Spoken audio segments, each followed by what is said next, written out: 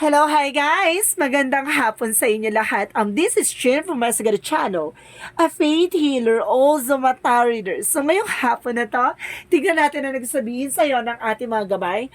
This is Archangel Raphael messages for the sign of Capricorn. So Capri, welcome to my channel. Ano ang pinaka-messages, advices ng Spirit Guides ang ating masasagap for today's video? Kanina naman kayang energy or kaganapan sa buhay ng mga Capricorn ang ating mahagilap. So guys, this reading is a reading lamang, hindi lahat makaka-resonate. Kunin lamang pa makaka-relate sa inyo and comment down below kung kaninong energy ang ating nasagap. And of course, don't forget to like and subscribe my channel and hit notification bell for more videos update. Maraming salamat sa walang sawang pagsuporta sa aking channel. Lalo na hindi nag-skip ng ads na way pagpalain kayo, no? Ng may kapal. And of course, magkaroon kayo ng siksik-tiglig na umapaw na biyaya. At ito na ang pasabog sa inyo ng ating mga gabay.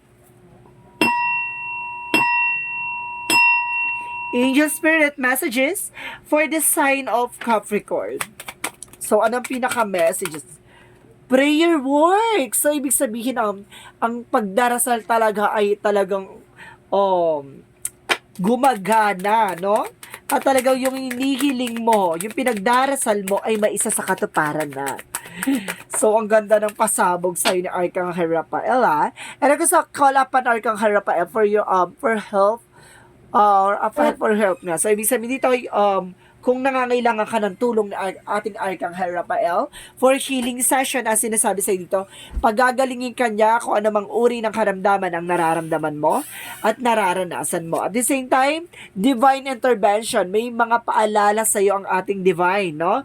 Kumbaga sinasabi ni Archangel Raphael na kailangan mo magpakonsulta, medical man yan o spiritual, no? Hindi mo dapat yan pinapasawalang bahala. Sinasabi sa'yo dito, maging aware ka sa kung ano man ang nararamdaman mo. No? So, let's see what is additional messages for the sign of Capricorn.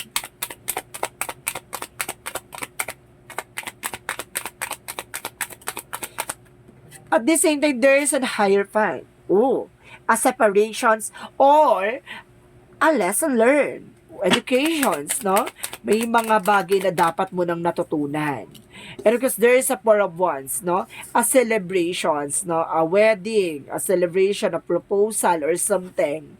Homecoming, no? And because there's a three of cups, three of swords, sorry.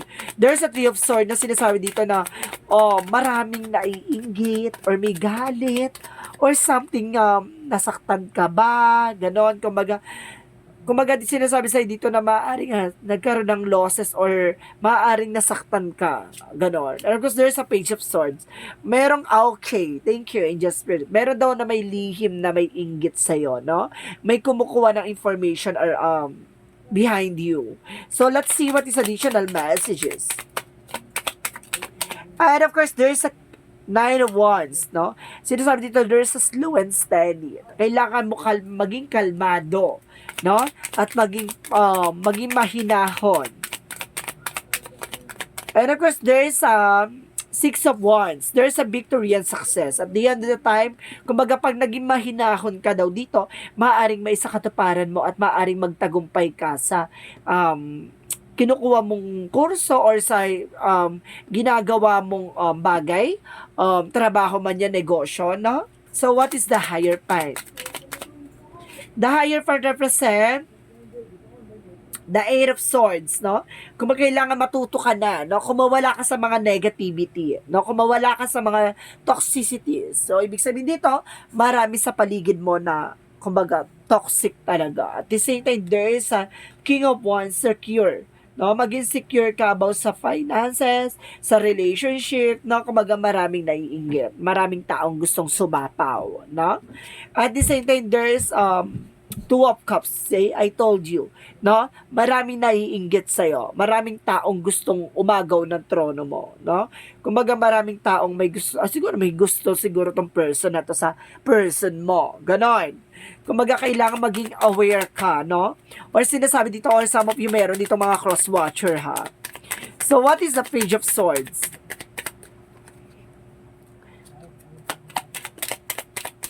There's an unconditional love, tapos may naiinggit, no? Kumaga, ang perfect na relationship niyo or maayos yung relationship, tapos mayroong gustong sumingit, eh. And of course, there's a tower moment. There's a sudden changes, no? Kumbaga may bigla ang pagbabago, no? Or may susubok na parang buwagin ang inyong solid foundation. So, what is the Knight of Wands? And of course, there's a Hermit card. So searching, no? May mga bagay kailangan mo maging mahinahon. Hindi mo kailangan maging padalos-dalos. Kailangan mo lang himay-himayin or kailangan mo lang pag-isipan or kailangan mo munang iklaro, no? Bago ka mag-take ng action. So what is the Six of Wands? And because there's a Strength card, no? Sinasabi dito na kailangan mo raw alisin yung takot at pangamba mo. At pag naalis mo yung takot at pangamba mo, may tendency maaari magkaroon ka ng tagumpay sa anuman larangan niyang pinagagawa mo. Ganon. Kung kung ano man yung gusto mong makamit or gusto mong makukuha mo yung what you deserve. So, what is the Hierophant and of course the Eight of Swords? Seven of Swords, sorry, no? Seven of Swords, no? Kailangan mo na protectionan dito yung grounds mo or protectionan yung sarili mo dito, no? Kumaga matuto ka na, no? Sa mga nangyari sa nakaraan. Kaya pala there's a divine intervention, paalala sa'yo na protectionan mo yung sarili mo. So, let's see what is additional messages. And of course, oh my God, ito na yung Eight of Wands, no? There's a fast communication. There's a fast movement. There's a travel, no? Kaya kailangan matuto ka na. Matuto ka ng kumawala sa mga negativity. And of course, there is a Ten of Wands. There's some obligation, responsibilities. Kaya sinasabi dito, kailangan magkaroon ka ng security. At alam mo dapat yung grounds mo, no? So, what is the Three of Swords? And of course, the Two of Cups. And of course, sinasabi dito guys, there is a Page of Wands. There is a good news. May magandang balita dito, ha? And of course, there is a Four of Cups, no? Four of Pentacles. There's okay, thank you. There's a Four of Pentacles. Protectionan mo yung grounds mo. Protectionan mo yung finances mo, no? At sinasabi sa'yo dito, kailangan there's a changes. Kailangan mong baguhin yung mga bagay-bagay or get more informations, no? Kailangan mo magkaroon ng mga bagong ideas or bagong strategy kung paano madadagdagin yung resource of income mo. And of course, there's King of Wands and the Knight of Wands and of course the Hermit card. What is the Knight of Wands and of course the Hermit card? And of course, there's a Moon card, no? There's a Revelations. Marami kang malalaman at marami kang matutuklasan. No, may mga bagay na hindi man agad-agad na mailalantad, may mga bagay na hindi mo man agad malalaman, pero at the end of the time, malalaman mo ang pinakakatago-tago, no? Or lihim, or kasinungalingan. Ganon. And of course, there's an Emperor, no? From the Six of Wands and of course Strength card, the Emperor, be mature enough and being grounded. Kailangan maging mature ka sa ginagawa mo, sa mga decision mo, na para at the end of the time, hindi ka magkakaroon ng pagsisisi at pag-aalinlangan, no? And of course, let's see what is the outcome. And of course, there is a Seven of Wands. Okay, there's a Seven of Wands, no? Okay, sinasabi dito, there's a Seven of Wands na there is some protectionan mo kung ano yung grounds mo, no? Maging matuto ka na raw dito, maraming taong nagsisinungaling behind your back, no? Kumbaga matuto ka na sa mga pinagdaanan mo, sa mga bagay-bagay. With the Seven of Swords, there's an information na parang there's a cheating lying on you, no? Kailangan natuto ka na, no? At kailangan kumawala ka na sa negativity na yan. Kumbaga there's an Eight of Wands, there's a fast communication or fast movement. Kumbaga kailangan mo nang kumawala at kailangan mo nang umalis. Or there's a detachment. Kailangan mo nang bumitaw, no? At the same time, there is a Death card. There is a transformation, no? May pagbabago mangyayari sa buhay mo ngayon. There's an ending and a new beginning. Ang pagtatapos at pagsisimula ng panibagong chapter ng buhay mo. So, let's see what is additional outcome. Ang pinaka-additional outcome mo, and of course, there is a Six of Cups. There's a past person, no? Matuto ka na, parang binigyan ako ng information dito na about dito na nagkaroon ng cheating lying on you, no? Kumbaga sinasabi sa'yo dito na kailangan mo nang bumitaw dito sa past person na to, no? Kailangan mo nang tapusin. Or some of you guys, nagkaroon ng death dito. So, ibig sabihin, some of you, merong mga widow dito or some, kumbaga, merong mga byudo dito, ha? So, let's see what is additional messages for career. Gusto ko malaman about sa career mo. And of course, there's a Five of Swords. Self-sabotage. And of course, there's an Ace of Cups. There's an offer.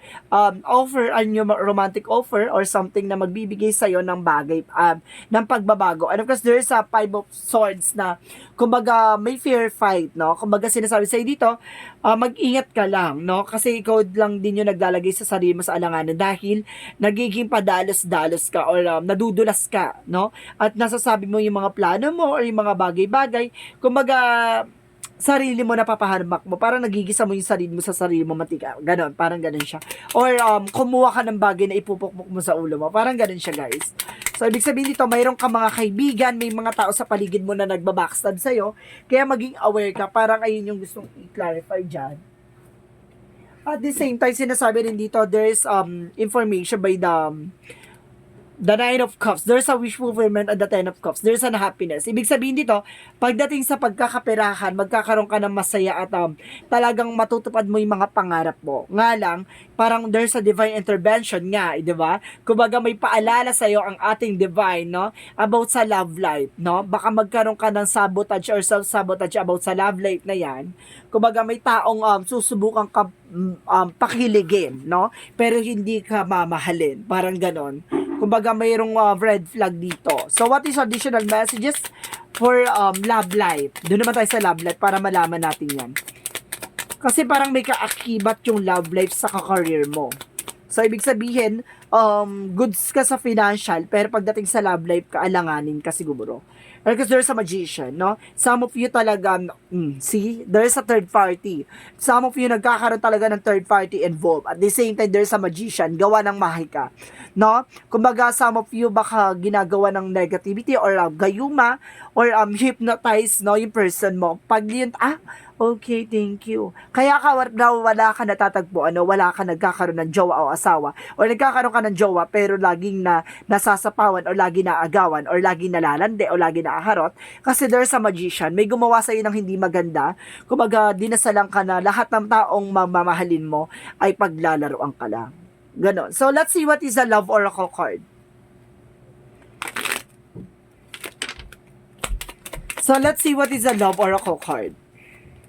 There's a coffee cup, something, no? Kaya maging aware ka, no, sa mga person mo. Kasi nagagayo mga siya, dinadaan sa kape. Madalas dinadaan sa kape, sa inumin, no? And of course, there's photograph. Some of you, ginamitan din ng pictures. And of course, there's a mask, no? Talaga nagkaroon ng backstabbing. Ibig sabihin dito, meron taong nagpanggap or naging parang nagbalat kayo or nag-impostor, no, sa paligid mo na kumbaga yung taong kumbaga pag nagkakaroon ka ng person, it's either laging inaagaw or itong tao na to, no, talagang ginawang ka ng na lahat ng taong lalapit sa iyo or mamahalin mo, lolokohin ka at sasaktan ka.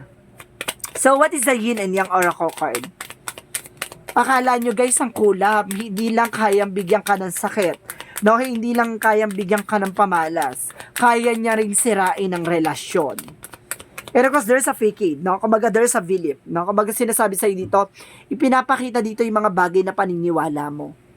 At the same time, there's an earth sign. Some of you, may kinalaman ka sa earth sign, Capricorn, Taurus, Virgo. So, ibig sabihin, same kayo ng signs, no?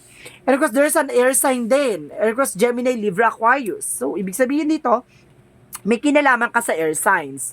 So, let's see what is Archangel Michael messages. So, anong pinaka-message ni Archangel Michael na magbibigay sa iyo ng informations kung paano mo magiging kumbaga, magiging balance, no? So, let's see. Your inner guidance is real and trustworthy. Ibig sabihin dito, yung gabay mo daw, no? O yung mga taong nasa paligid mo ay mapagkakatiwalaan mo. Dami pagkakatiwalaan mo at, kumbaga, talagang lubos sa mapagkakatiwalaan mo. And of course, new beginning and fresh start, no? May bagong simula at bagong pagbabago sa buhay mo. And of course, there's, prayer will help you from this situation, no? Maaaring yung dasal mo, isa sa makakatupad sa mga panalangin mo. And of course, admit the truth to yourself and act accordingly. Hindi mo kailangan maging pretender, no? Hindi mo kailangan maging mapagpanggap. Maging totoo ka lang sa sarili mo. And of course, as Archangel Michael to help you from this situation. Sinasabi sa'yo dito na dalawa silang Archangel na sinasabi dito na kailangan mo ng tulong nila. 'Di ba? Protection and healing in all aspects, no? Kailangan mo talaga ng kagalingan for heart, no? For heartache or something, no? Betrayal. And of course, si Archangel Michael naman for your protections. So, let's see what is the energy. What is this energy, angel spirit guides? Please clarify this reading, no? Paano natin bibigyan ng information regarding sa kung ano man ang nangyayari sa buhay niya. No, bigyan mo ako ng isang klaro at isang pasabog, no, na information. At the same time, sinasabi dito, there's the thinking woman. So, ibig sabihin dito, meron ditong feeling paranoid and of course, overthinking. No? And of course, sinasabi dito, guys, there's the thinking man. So, ibig sabihin dito, parehas nyo iniisip ang isa't isa, no? Kumbaga, there's a thinking man and the thinking woman. So, ibig sabihin dito, kumbaga, parehas yung, kumbaga, there's a soul contract. Kumbaga, parehas kayo ng, kumbaga, ng emotions and of course, ng feelings. No? Let's see what is additional messages. So, let's see what is additional messages. There's a victim. Maaring biktima ka. No? And of course, sinasabi dito, there's an expansion.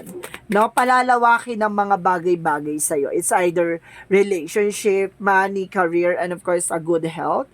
And of course, there's an abundance. So, ibig sabihin dito, magkakaroon ka masaganang buhay. No? So, let's see what is additional messages.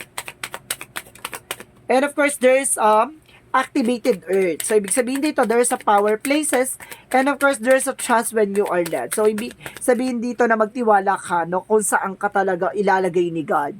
No, ibig sabihin dito, mayroong talagang power na lugar para sa'yo, or mayroong ka talagang pupwestuhan na magandang kapalaran. And of course, there's a star, batting na light body, crystal grid, and transmission and activation. Maaaring lahat ng mga pangarap mo, lahat ng mga hinihiling mo, ay maaaring maisakatuparan na. So, let's see what is additional messages.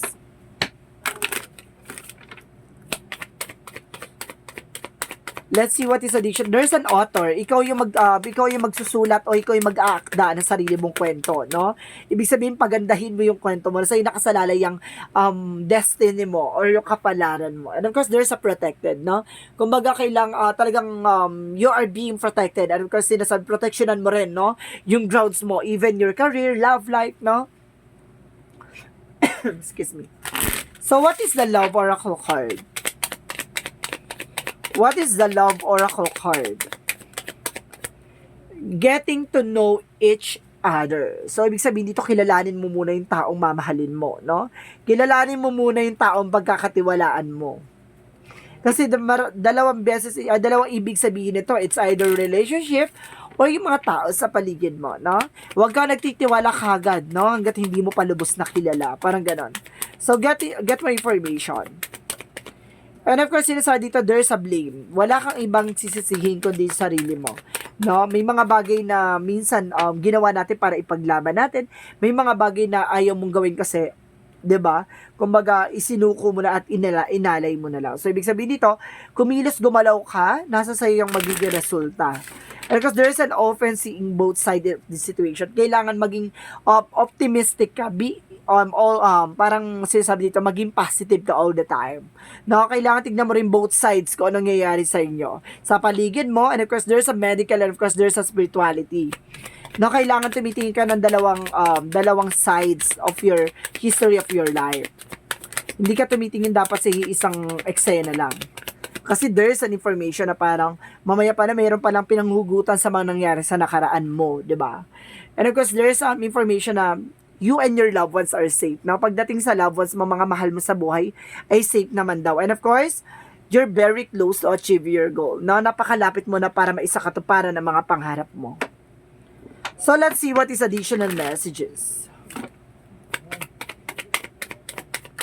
And of course, sinasabi dito, there is some comfort and support. So, ibig sabihin dito, merong mga ancestors kang ginagabayan ka, no? At talagang inaalagaan ka, talagang parang may mga divine intervention sa'yo, may mga paalala sa'yo ang mga ancestors mo. At the same time, there is a fire. I told you, purification. paglilinis, no? Kailangan mo linisin yung mga bagay-bagay or yung mga toxicities or negative energy sa paligid mo. 'Di ba?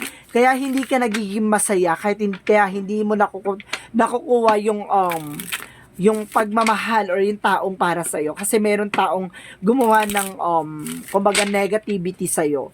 So what is our angel's number? There's a 77. I am in the flow. So let's see. You are let's see. Your purpose flows from within, and you and everything that is unfolding or being revealed to you is a part of your purpose, a state of peace and calmness in your soul. Ibig sabihin dito, lahat ng bagay ay may kumbaga mari-reveal sa iyo, no? Lahat ng bagay ay matutuklasan mo, lahat ng bagay ay may kumbaga may revelasyong magaganap, 'di ba? So let's see what is the Jesus loving quotes. Ibig sabihin dito, may mga bagay na may isa sa katuparan, may mga bagay na ipapakita sa iyo, may mga bagay na malalaman mo, masakit man at maganda man ang kahihinatnan, pero kumbaga tuloy pa rin ang daloy ng buhay. No? What is the Jesus loving quotes? So sinasabi dito, blessed are the peacemakers, for they shall be called the children of God. So ibig sabihin dito, bine-bless daw yung mga taong mas pinipiling kumbaga maging tahimik na lang, no? Mas gusto yung mangyari ang gusto mangyari ayon sa kalooban ng Diyos, no? O kumbaga yun yung binibless yung mga taong hindi gumaganti, bagkos pinapaubaya sa may kapal, rather sa ating Jesus na ating Panginoon, no? Kumbaga mas maganda yung hindi ka naghihigante, bagkos ginagawa mo ng solusyon yung mga problemang ginawa sa iyo, no? Kung may mga bagay na ginawa sa yung pampamala, sumpa o anuman, protectionan mo yung sarili mo, no? Basagin mo kung anumang uri ng negativity. Huwag ka nang gumante, hayaan mong justice will serve, no? Maniwala ka sa purpose of law of karma, no ba? There is a law of karma. And of course, there is an I am free. Let's see. Sinasabi dito, today I find the veil of my ego has lifted, a visions of my new life, a severe. Now I am focused on my inner growth. I listen only to the voice of my heart and remain steadfast is the energy of the love that I find there. I am now free of duality, fear, and judgment. And I move forward on my path to the inner peace. See? Kumbaga palayain mo yung sarili mo, no? Sa mga bagay-bagay na nagbibigay sa iyo ng negatibo. Even yung mga bagay, mga tao sa paligid mo. Sinasabi sa iyo dito, palayain mo yung sarili mo sa mga bagay na nagbibigay sa iyo ng blockages. So ibig sabihin, kumbaga gawan mo ng solusyon or gawan mo ng kumbaga paraan para magkaroon ka ng boundaries, no, sa sarili mo at para maproteksyonan mo yung happiness and of course yung career and of course your love life mo, no? Sinasabi sa dito na laging pangunahan ng puso mo, wag ang isip mo, no? Kumbaga sinasabi dito, ang puso mo kasi makikipag-coordinate sa ating Panginoon at yan ang magdidikta sa iyo para ilagay ka sa mas magandang kahihinatnan at may mas magandang pangyayari na magaganap sa buhay mo. So ibig sabihin dito na kumbaga yung mga bagay or binibless daw ni God kasi yung bagay na kumbaga mas pinili ang maging tahimik at mas maging maganda ang eksena kaysa ipaglaban mo yung mga bagay na makakagawa ka na ng mali sa iba, no? So guys, this reading is Arcangel Raphael messages for the sign of Capricorn. This reading sa reading lamang, hindi lahat makaka-resonate. Kung hindi lamang pa makaka-relate sa inyo, comment down below kung kaninong energy ang ating nasagap. Maraming salamat guys. And of course, maraming salamat sa walang sawang pagsuporta sa aking channel. Lalong-lalo na hindi nag-i-skip ng ads na way pagpalain kayo, siksik diglig na umapaw manumbalik sa inyo. And of course, maraming salamat sa walang sawang pagsuporta. And of course, don't forget to comment down below your full name, birthday, and of course, location nyo, kung asa kayo masulok na mundo para sa susunod na reading natin, baka energy mo na ang mahagilap at masagap ng ating mga gabay. Maraming salamat and see you in the next video. Bye-bye and babush!